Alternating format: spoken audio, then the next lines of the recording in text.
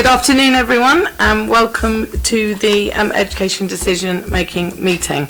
I'm Councillor Susie Horton and I'm the Cabinet Member for Education. Just before I go around the table and get people to introduce themselves, just a little bit of housekeeping, safety information. If the continuous fire alarm sounds, please evacuate the room, and the public gallery, I don't think we could have anyone, by the stairwells. Don't use the lifts and assemble at the Queen Victoria statue in front of the civic offices. This is a live streamed meeting, and as there's no one giving deputations or members of the public, I don't have to go through that one, but can I just remind everyone to use the microphones provided when they are speaking. Probably best to start off by introducing ourselves, so I'll start over there. Okay, Councillor Terry Norton, Conservative spokesperson. Councillor Tom Coles, Labour spokesperson. Do you want to introduce yourself? Anna Martin, Local Democracy Officer. Caroline Corcoran, Head of Sufficiency, Participation and Resources in the Education Service. Maria Smith, Group Accountant, Children's Services and Education. Alison Edgerton, Group Accountant with responsibility for schools. Julia Catherine, Head of Inclusion within Education. Alison Jeffrey, Director, Children, Families and Education. Mike Stone, Deputy Director, Education.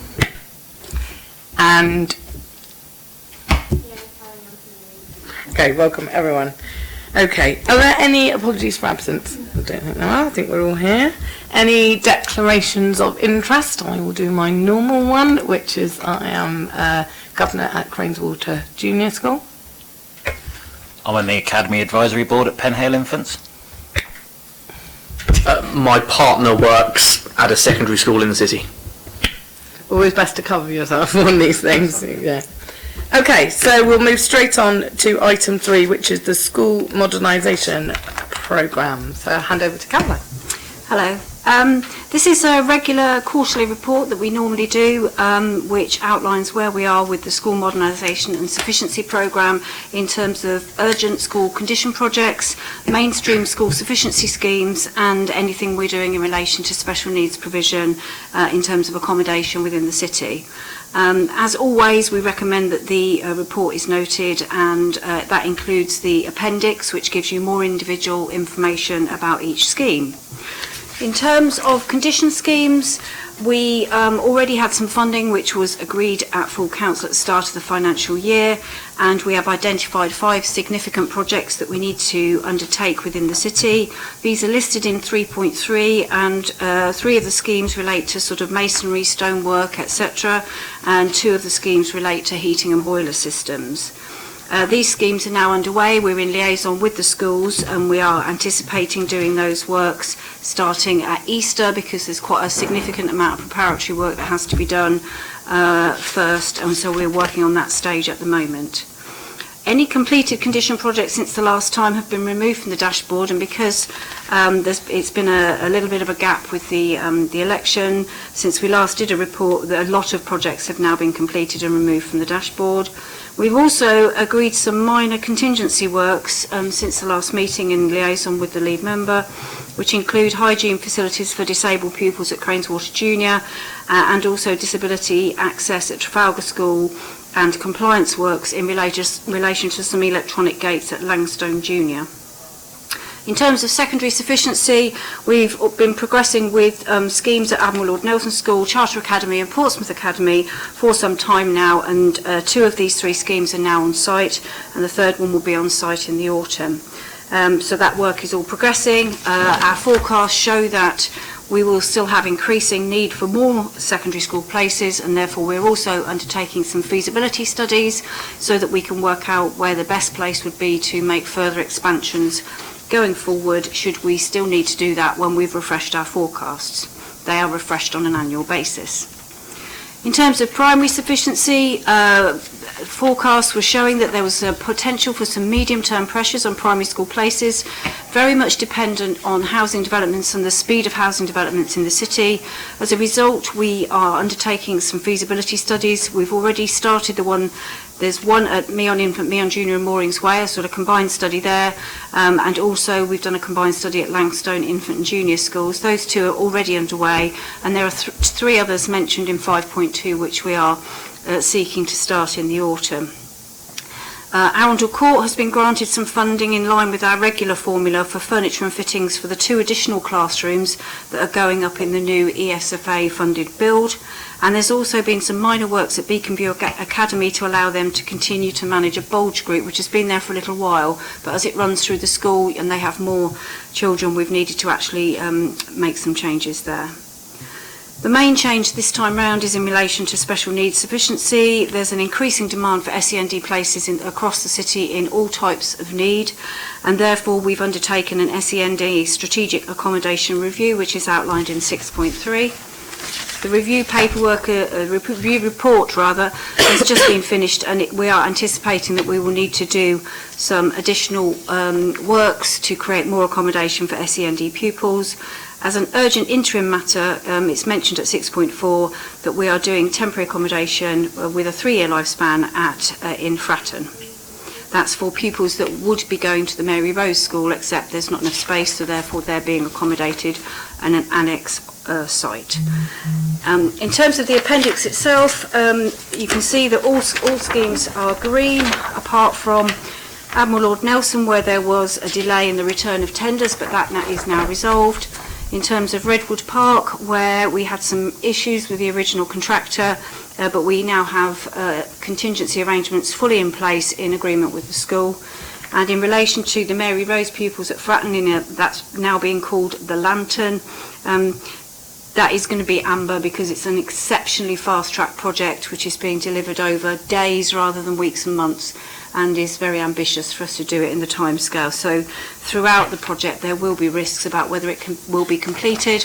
I think we have something like 32 days to go and it's still on track. So we're about 6 or 7 weeks into a sort of 11-12 week build period where the contractor is working more than 12 hours a day, 7 days a week to get that ready for these young people for September.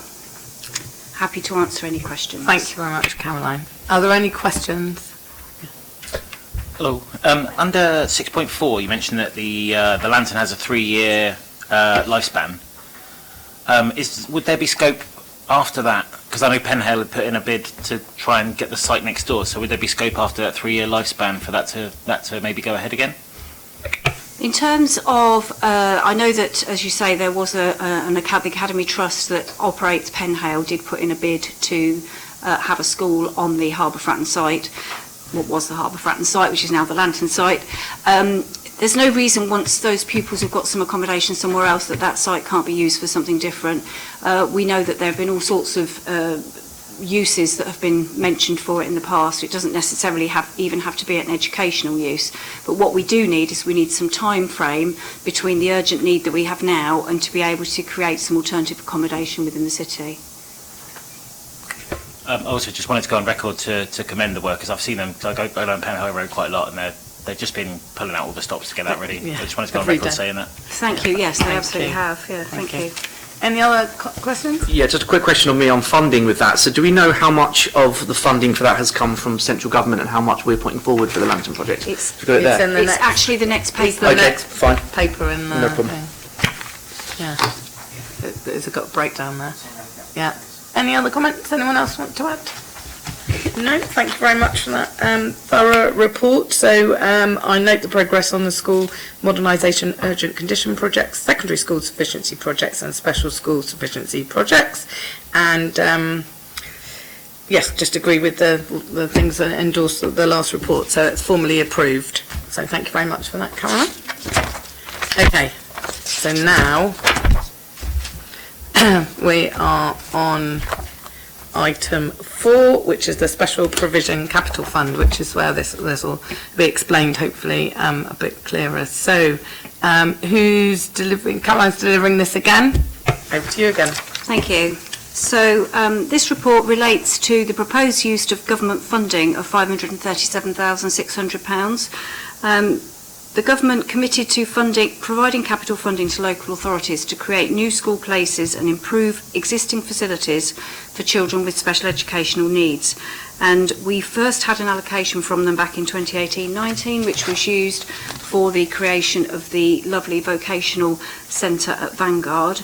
And then since then we've had a further allocation, and then after that there was a further allocation. So adding together the allocations which have so far not been allocated to anything specifically, we have a total of 537,600 in government funding, which is available for use on special needs accommodation facilities. In the report at 3.4 and 3.5, I've explained what we have to do to be able to access the funding.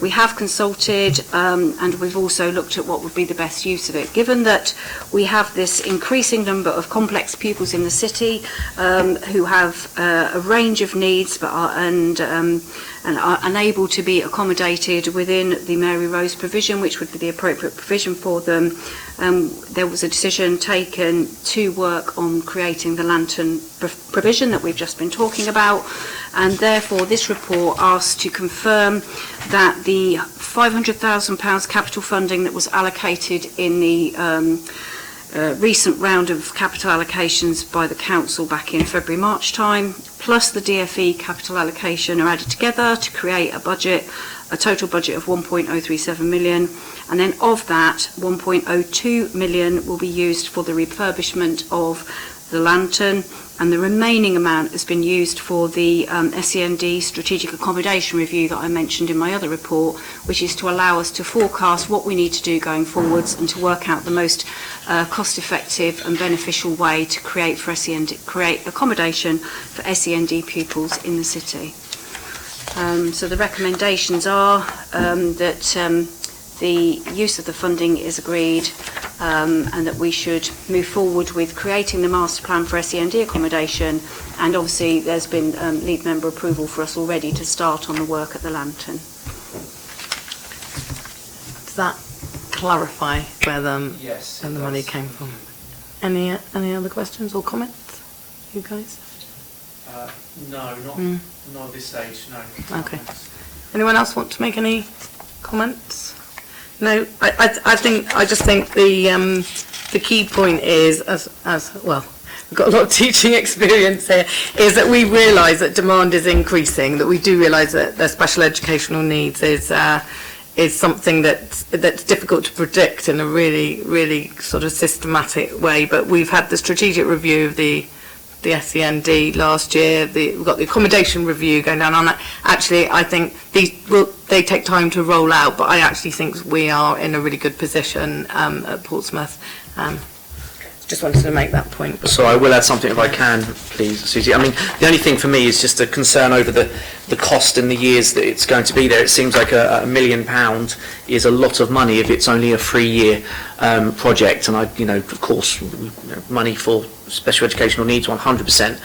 But I hope that we can gain some of that money back if that's sold in 3 years' time. I'm not sure whether the site will be worth that much, but I'd like to think that it's an investment as well as a funding. I appreciate what you said. I think it's really difficult to put a value on actually having those kids in the city and actually having that provision for them here. Yeah.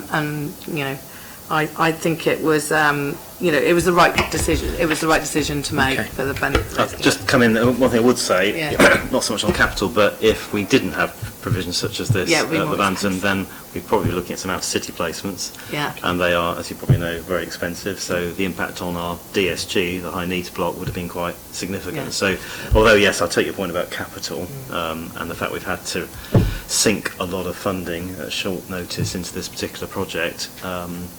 Longer term, it would have had significant revenue implications if we hadn't done so. So, just to mention that. Thank you, Mike. Okay, so just note the progress on that, and I think that's the main thing, isn't it, to say on that? It's for noting. Okay.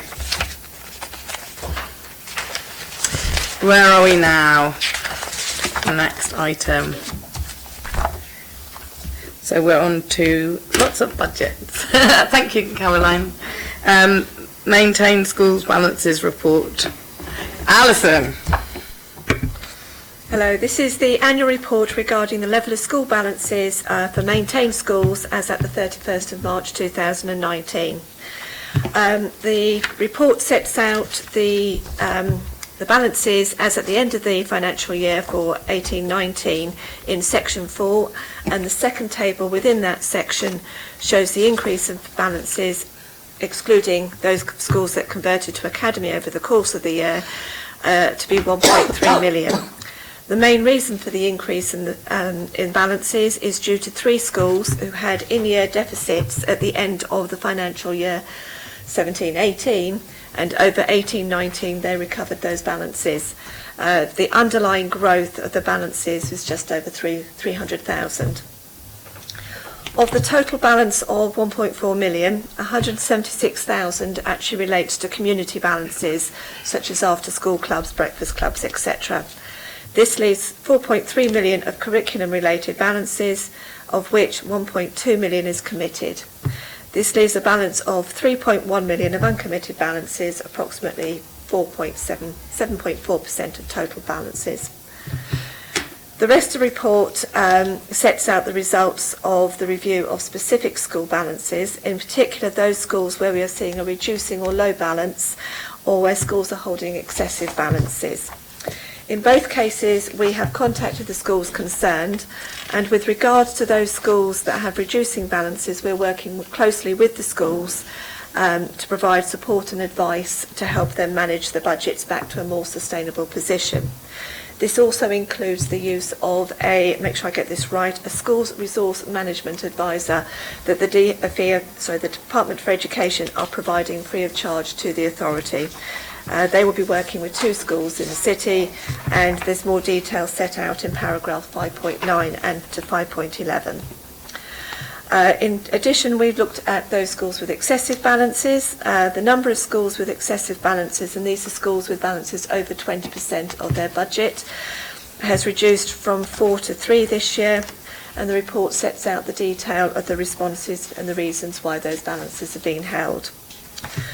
Overall, we found that this year schools are concerned about the long-term financial viability and stability of their budgets, and they are holding where they've got high balances, they're holding them to try and mitigate any future issues. Those with the reducing balances, this year we saw them contacting us before we contacted them, which is a real positive. Yeah. And they are working very closely with us and being very proactive in trying to bring those budgets back to a more sustainable position. Section 6 sets out the information regarding capital balances. This year they have increased by 427,000. The majority of that increase related to some additional capital funding provided by central government in December 2018. And I'm happy to take any questions. Okay. Does anyone have any questions? No, just a comment from me, if that's okay. Yeah. Just to say that it's great that schools feel that they can come and be transparent about their funding there, and perhaps we could share that, so if any schools in the future feel the same around their budgets, that it's okay to come to us and to be transparent about that. I think again it's just commending them for being upfront and transparent. Thank you. We'll pass that on to the schools, and we say we always try to be open and work with them. And I think I've been around long enough now to remember that it was a transfer from a clawback mechanism to this whole thing about scrutiny around the budgets, and it seems to be working really well. So, yeah, I agree with you. Question I would have, which I would be looking at, is the recommended balances of 2 to 3%, and us having a higher. It's worth mentioning that, I think. I don't know whether anyone wants to say anything about that. It's 7.4. Yes, 7.4. It does say that this SIP for guidance says that we should have a balance overall of about 2 to 3% of the overall budgets for schools. The 7.4 balance is quite high. However, when you look across the schools, it is a bit of a swing. There's some with the very high balances that are tipping it towards that end of the scale. Yeah. So there are others that are obviously that bit lower, and a lot of the schools, the vast majority, are kind of in the middle. Where we'd expect them to be. And that, I guess, is where the robust conversations come in around, those balances, either low or high. Yes. Brilliant. Thank you very much. If there's no other questions or comments, just note the level of maintained schools revenue balances. And then we'll move on to the next item, which is that you again? It's you again, future school funding arrangements 2020 to 2021. Thank you.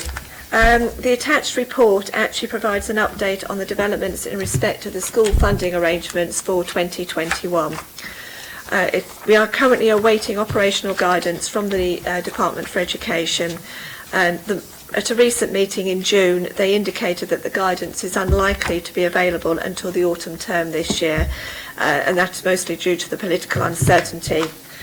They are saying that we should plan at the moment for a no change 2020-21, and therefore we started our initial consultation with schools to seek their views on a number of items, and this will help to inform the work that we do over the summer break. So we are looking to move schools at the moment. We sought their views to move schools, We sought schools' view to move primary schools to the national funding formula from April 2020, and that's set out in Table B within the consultation, and it is in line with the direction of travel that we have been working with primary schools over the last couple of years. We are looking to maintain the minimum funding levels that are set by the Department for Education, and this is a minimum funding level per pupil, and they're set for different rates for primary and secondary sectors, and they're set out in Table C of the report. We're also looking to maintain a neutral minimum funding guarantee of 0%, which would mean that schools would get the same funding per pupil as they're currently getting in 1920. And we are seeking views on a potential transfer of 0.5% from the schools block to the high needs block. The results of the consultation are set out in Appendix B, but I have noticed that although the Appendix B is there, the figures seem to be missing. So I will ensure that a up-to-date Appendix B is sent out and passed on to people. However, overall the results were supportive of the proposals.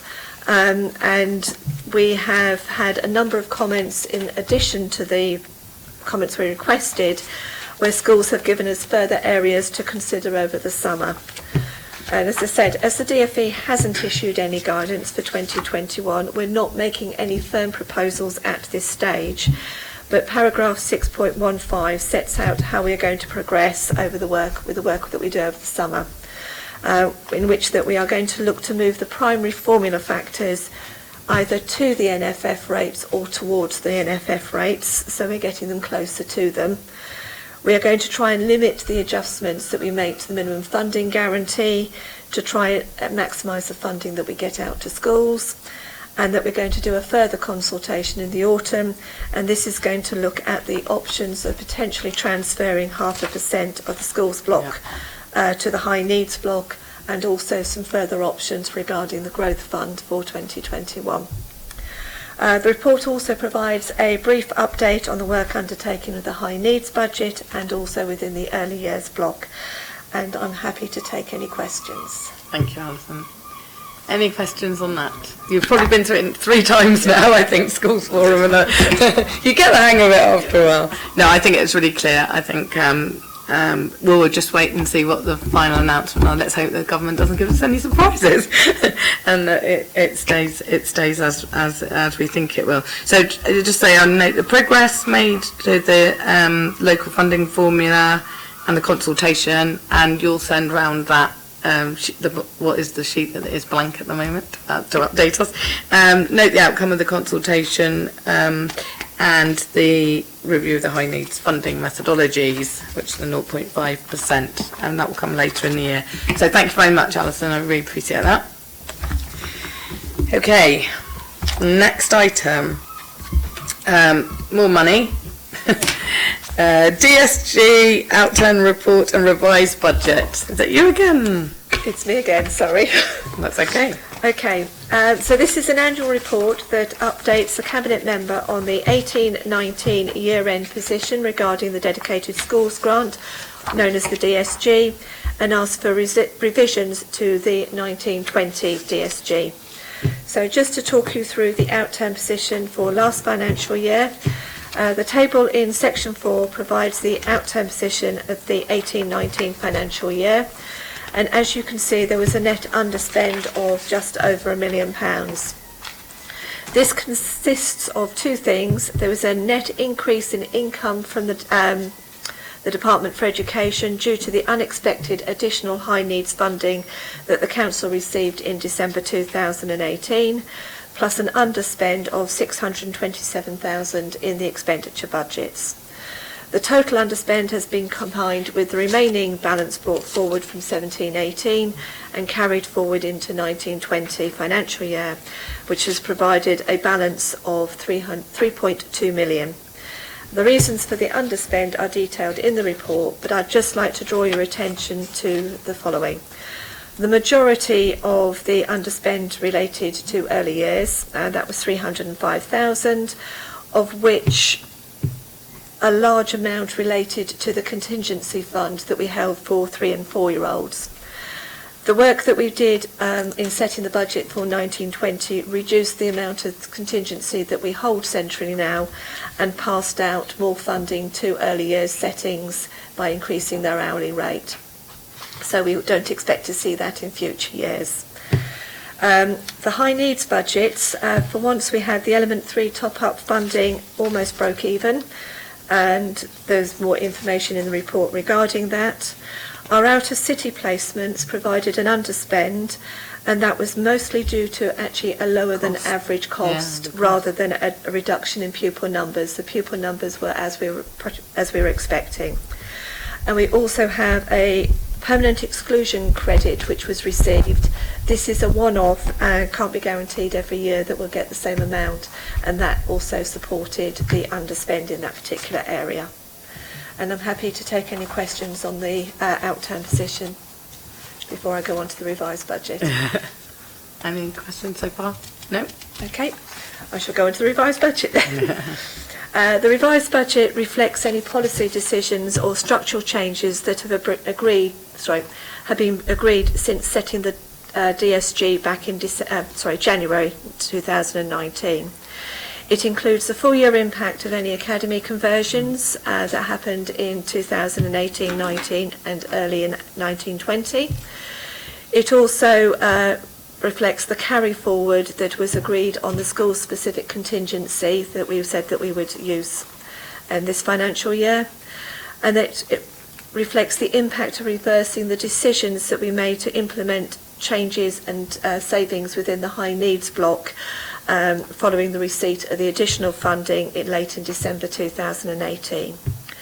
In addition, it includes the restructuring of the city's special schools, in particular the closure of Willow Centres for Children and the expansion of Cliffdale Primary Academy, the additional special school places for pupils starting in September 2019, and the set-up of an early years complex needs inclusion fund from September 2019.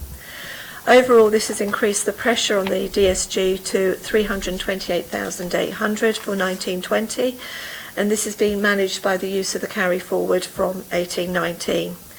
However, this will not be sustainable in the long term, and further work will be required with the Education Department to ensure future sustainability.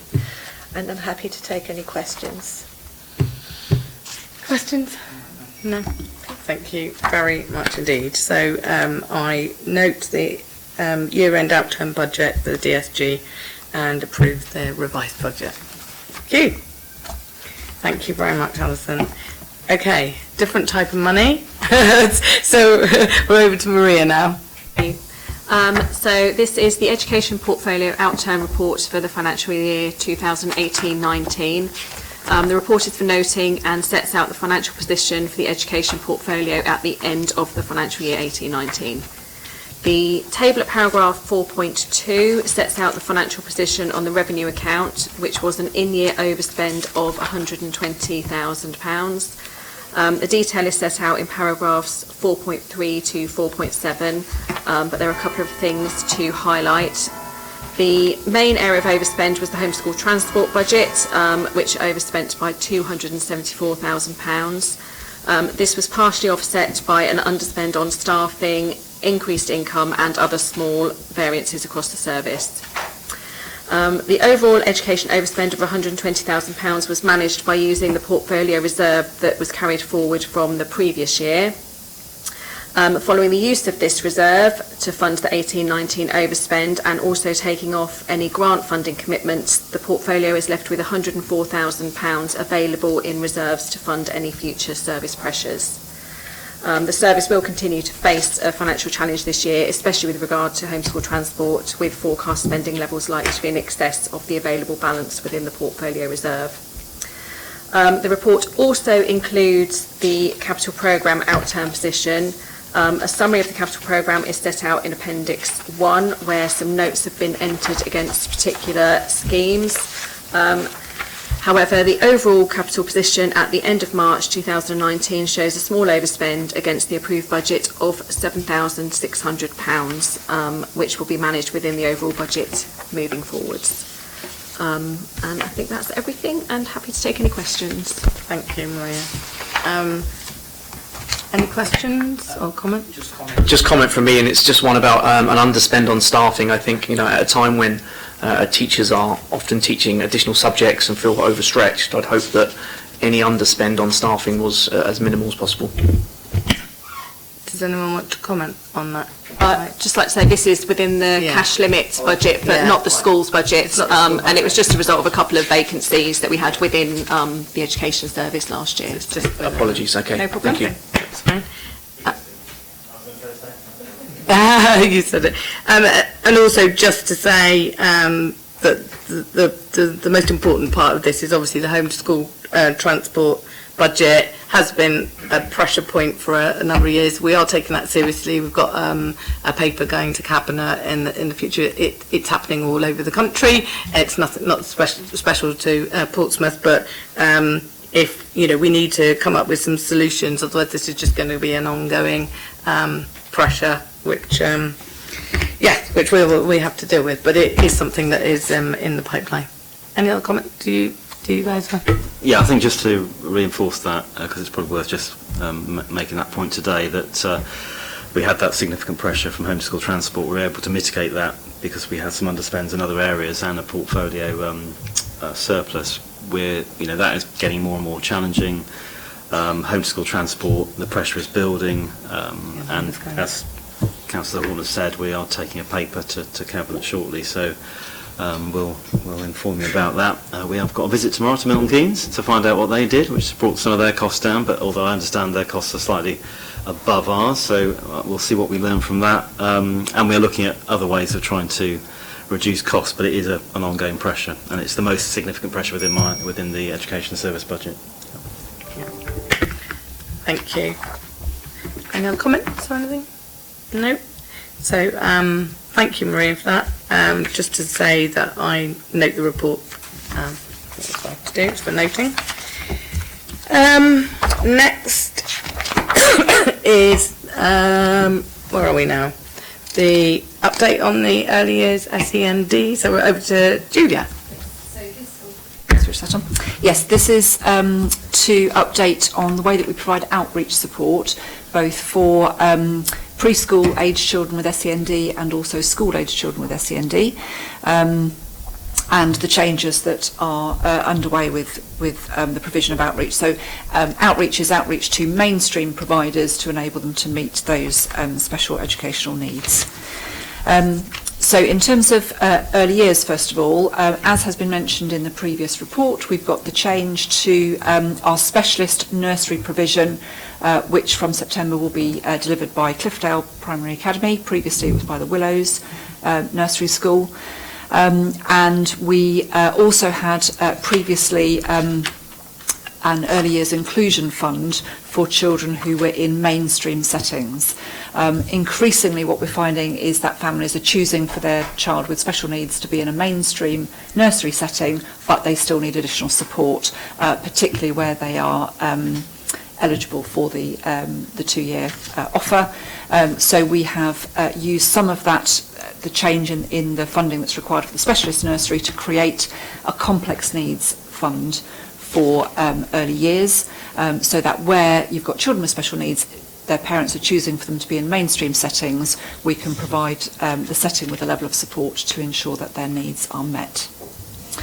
We'll still have the existing inclusion fund, which the guidance states should be for low and emerging needs, so that will still be available, and we'll still have the specialist nursery provision for those whose needs can't be met in mainstream.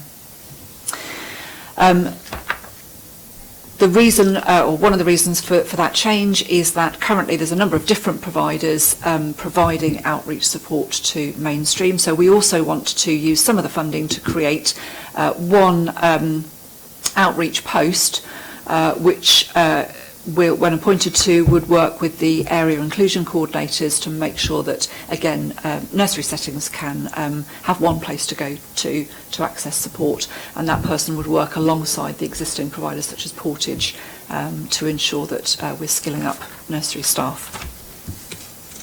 In terms of the school age offer, again, similarly, we're looking at launching a better coordinated offer from September. So this is using existing funding alongside the fact that the current contract comes to an end at the end of August, to launch a new coordinated offer with the coordinator sitting within the inclusion service. So that would include a broader range of support for mainstream schools to support them and build capacity in meeting the needs of children with SEND. So it includes input from specialists who currently work in special schools, but also a telephone advice line and support from mainstream experienced SENCO colleagues as well. So the proposal is, with the agreement of the Cabinet member, that this new arrangement would be in place from September, and that we would look to recruit to that post for as soon as possible after the start of term as well. And obviously that support, the new support, would work alongside existing support, as I say, such as Portage and Portage Plus. Thank you, Julia. Any comments or questions? No, I think it's been well versed, over the last year, and it's really good to see it happening. And as you say, it's not to take away from any of the good work that all those different support services have been providing, but actually to pull it together. So I think that's really, really, really promising. Okay, so that was for noting, and then last but not least, yes. So lastly, this is about targeted short breaks. The recommendation is that the Cabinet Member for Education notes the increase in the uptake of targeted short breaks, and the pressure that will be exerting on the budget this year, and agrees to consultation taking place in the autumn term to look at how we allocate targeted short breaks in the future. So targeted short breaks, that's about providing respite support for carers of children with disabilities to ensure that they get a short break. We are required to ensure that short breaks are available under the 4 categories set out in 3.2, and the targeted offer concerns the A and B within that list. So that's educational and recreational activities and the provision of daytime care for children with disabilities.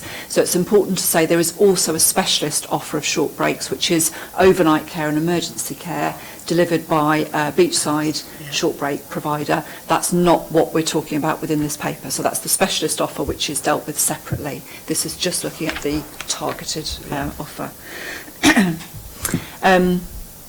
So we refer to targeted in 2 categories. We've got targeted 1, where we commission open access recreational activities.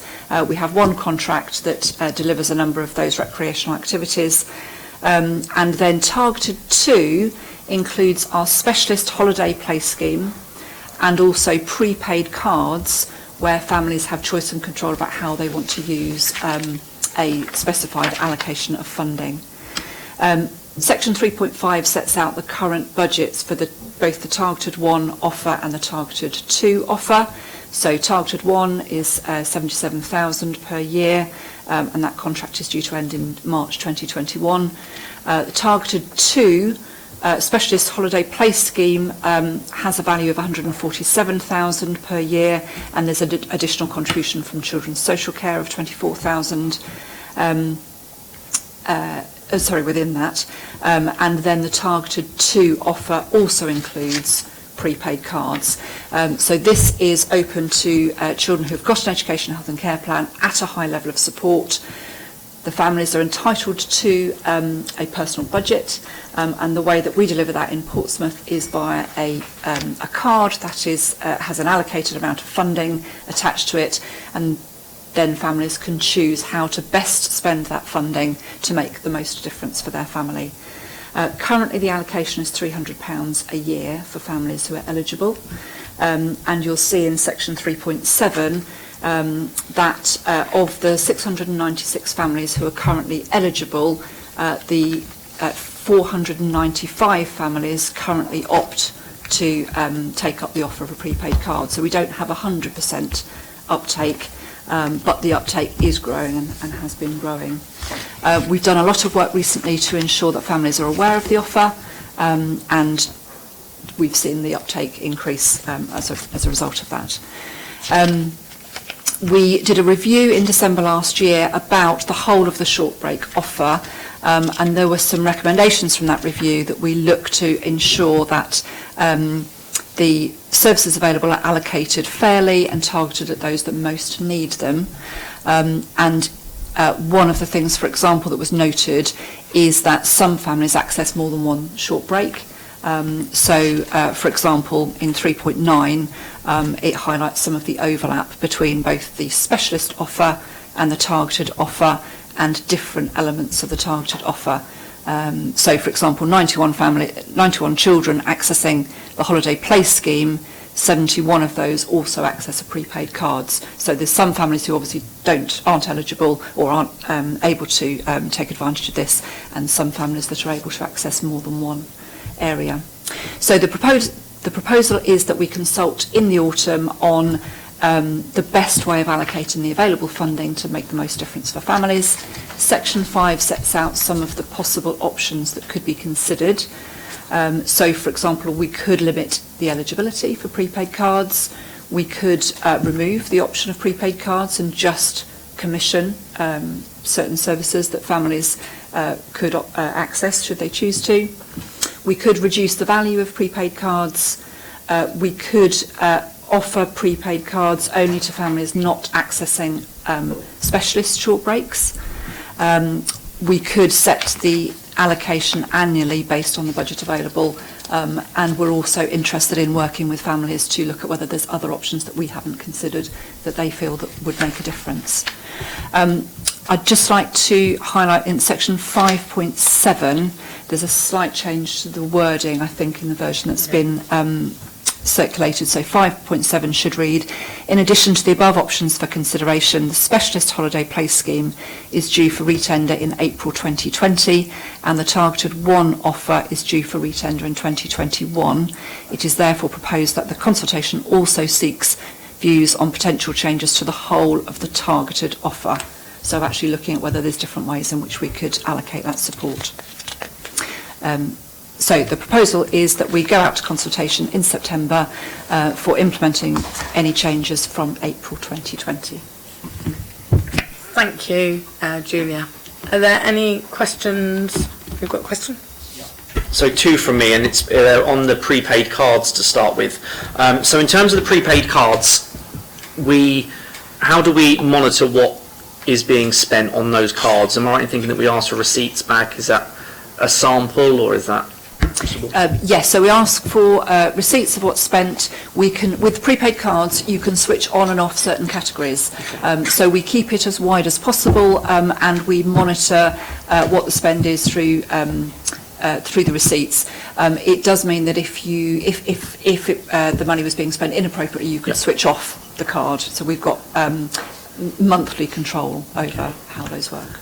And in terms of the balances at the end, do we check if there's any balance left on those cards that we take back, or is it just it's given as a card with that amount? No, it's allocated for the year. So Okay. For those that take up that offer, that amount is allocated for the year. The reason I ask, I really struggle with this because I think it's a great thing, and I think lots of families will really need it. I also know that there are many families out there who will save every single penny in case of an emergency and what have you, and so they don't take advantage of holidays and times and treats and things like that. So I think it's increasingly important that we have opportunities for these families to be able to go out and to use those kind of facilities and not potentially spend what they might see as their own money that might be putting aside across the board there.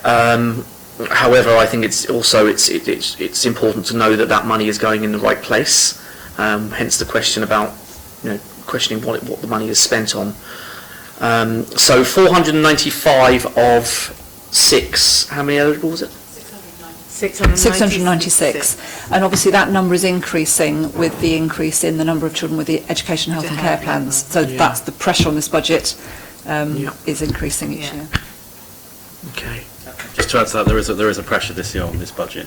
So, and this wouldn't come into effect until the following year. So we are having to deal with the pressure this year, already this year. as well as plan for obviously another pressure the following year.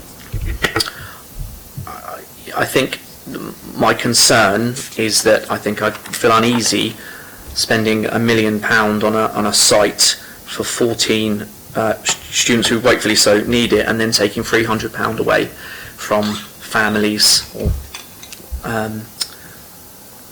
within that category. Okay, thanks.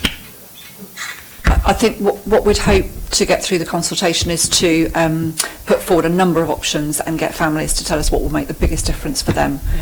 So one option would be to take away the prepaid cards, but that would be about then commissioning more support for families instead, or families might tell us that actually they want that choice and control themselves about what makes the biggest difference. So I think it's really about making sure we're listening to those people that are currently benefiting from this to see actually what makes the biggest difference. Do you want to say something?